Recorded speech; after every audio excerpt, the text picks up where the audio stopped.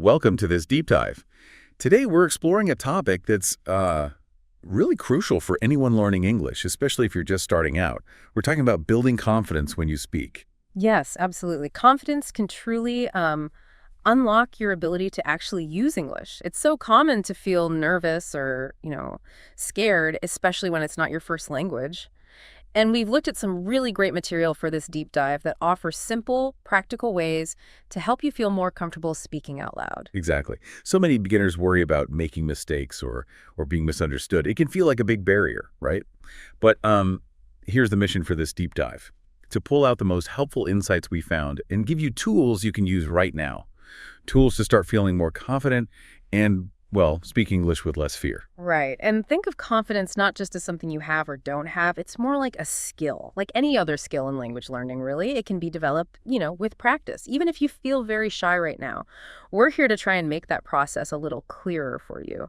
Okay, yeah, let's unpack this. Let's dive into why confidence seemed to matter so much in the material we looked at. Well, what's fascinating is how it connects confidence directly to being able to use the language. It suggests that when you're more confident, you're generally more relaxed, and that relaxation actually helps your brain access the words and grammar you already know. Oh, interesting. So you can think more clearly. Exactly. You can think more clearly, and you're just more willing to try, even if you know you aren't perfect yet.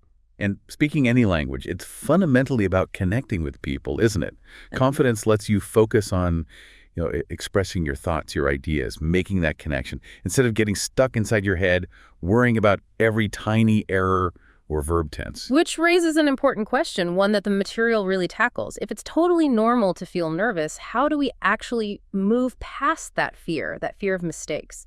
And a key insight, I think, was the reminder that making mistakes isn't just normal. It's actually an absolutely essential, natural part of learning.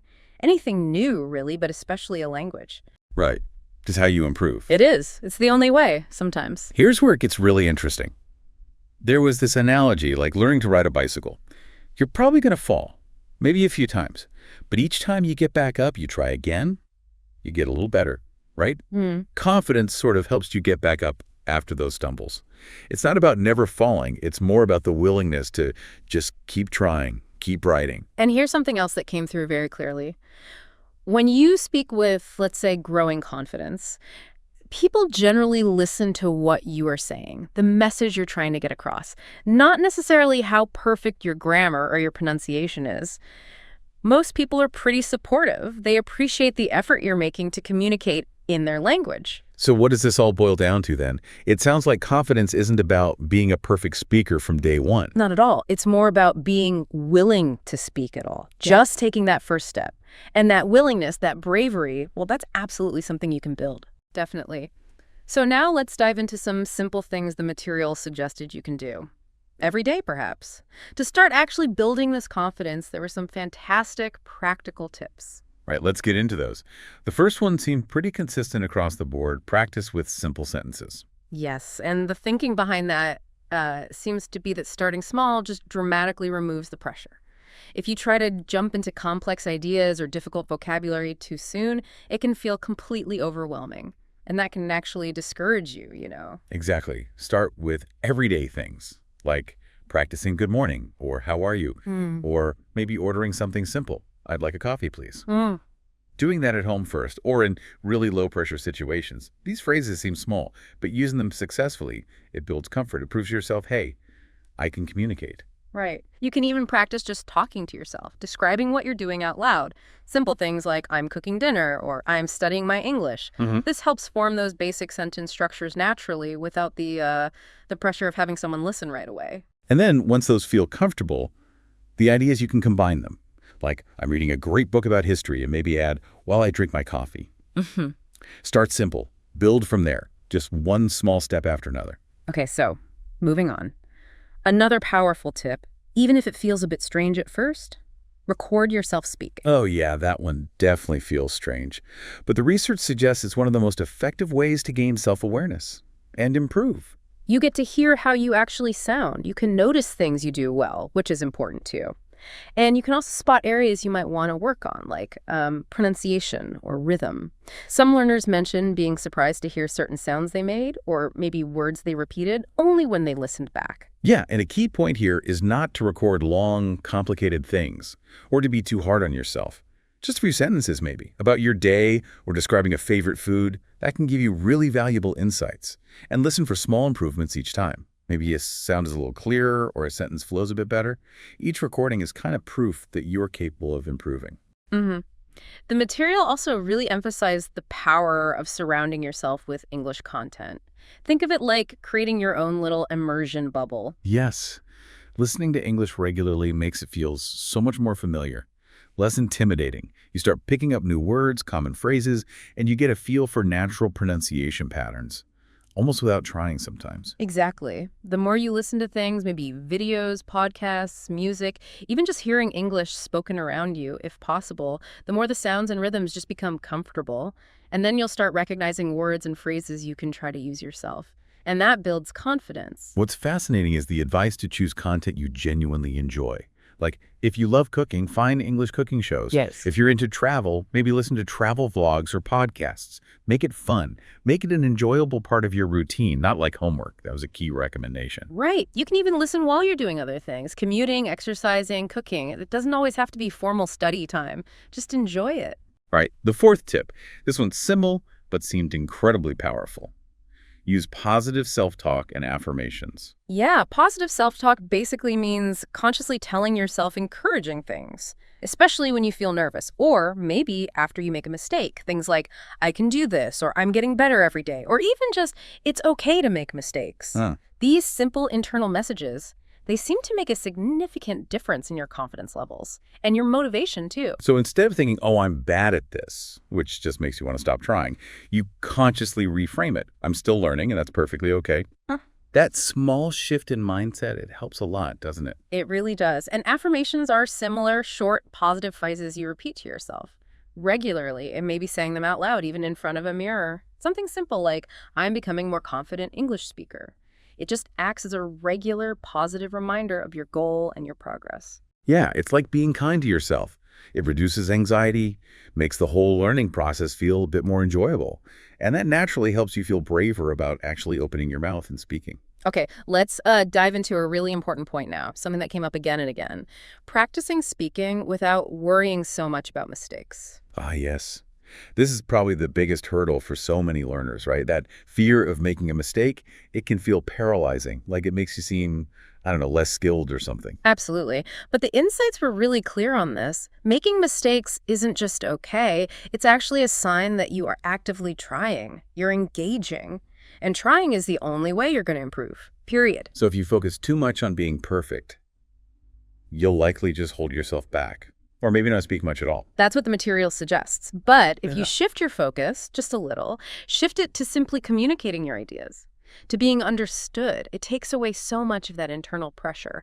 And like we said before, people generally care more about understanding your message than noticing a small error. That's a good reminder. Even native speakers make mistakes. We all stumble over words sometimes, or forget something, or use informal grammar, but we just keep going. So maybe give yourself that same permission. Just keep going. Right. So how do you actually change your view of mistakes? That's the tricky part. A helpful tip we found was to consciously try to see each mistake not as a failure, but more like a specific lesson. The language is teaching you something right there. So instead of, oh no, I made a mistake, that was bad, you think, okay, I said good instead of went. Got it. Past tense of go is went. Great, I learned something new. Turning mistakes into stepping stones. Exactly. That mindset shift is key. So the big takeaway here is to try and let go of that fear of errors. Speak up. Know you will make mistakes because everyone learning does. And then crucially, learn from them. Confidence isn't about speaking perfectly from the start. It's about being willing to try, learn, and express yourself anyway. Okay, and here's another great tip that was emphasized for building momentum. Set small, achievable goals and celebrate your progress. Yes. Small goals are incredibly powerful because they're realistic, they're achievable, and that keeps you motivated consistently. A huge goal like, I want to be completely fluent, well, that can feel overwhelming, especially at the start. Totally. But breaking it down into tiny steps like, I want to learn 5 new common phrases this week.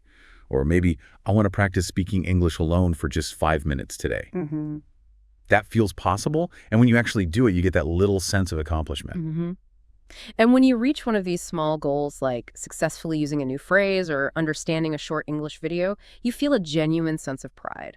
And that feeling of success, even from small steps, it directly builds confidence over time. Each little goal you achieve brings you closer to that bigger picture. And celebrating, that's so key, isn't it? Taking a moment to actively acknowledge it, feel good about what you've done no matter how small it seems. Did you understand a key sentence? Did you manage a short chat in English? Those are wins. They should be recognized. Right, because if you think about it, learning a language is a journey. It's long, and every single step counts. Celebrating those steps keeps your confidence up, and it makes the whole process more enjoyable, more sustainable in the long run. There was a practical tip, too. Maybe keep a simple journal. Just jot down the small goals you set and make a note when you reach them. Looking back and seeing all those little check marks, all those small successes, that can be incredibly motivating. It shows you real proof of how far you've actually come. Absolutely. So we've covered some fantastic, really actionable ways to build English-speaking confidence today. Yeah, just to quickly recap the main ideas. We talked about why confidence matters so much. It's like the key, right? Unlocks your ability to use the language. And we shared those simple practical tips.